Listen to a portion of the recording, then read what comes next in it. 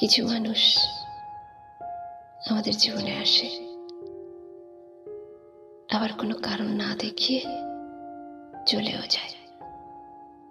আমরা চাই না সেই মানুষগুলো আমাদের জীবনে আমার হয়ে আসুক, তবুও তারা আসে, ভরসা দেয়, বিশ্বাস করায়, অনেকটাই ভালোবাসে।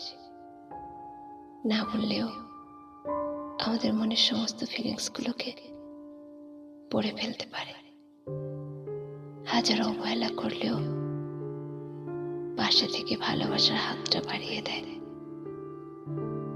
একটা সময় পর আমরা কখন যেন তার মায়ায় পড়ে যাই, তার জন্য ফিলিংস তৈরি হয় মনে।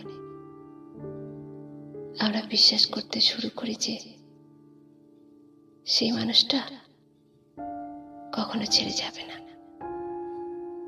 সে সবার থেকে আলাদা, ইউনিক। এক সময় তাকে আমরা নিজের নিঃশ্বাসের সঙ্গে মিশিয়ে ফেলি, তাকে ছাড়া যেন বেঁচে থাকাটা অসম্ভব। কিন্তু একদিন সব গল্প বদলে যায়। ভরসা দেওয়া মানুষটি বিশ্বাস ভেঙে দেয়।